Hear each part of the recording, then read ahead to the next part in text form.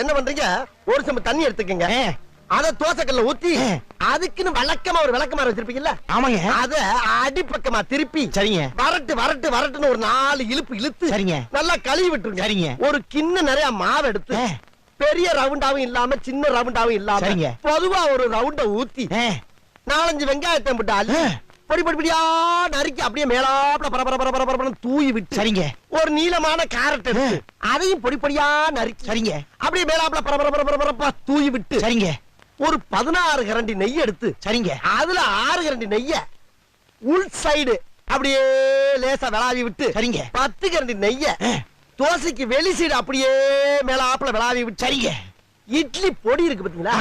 அத அப்படியே அள்ளி மலை சாரல் மாதிரி அதை மேலாப்ல பரபரன்னு அப்படியே பேய விட்டு சரிங்க.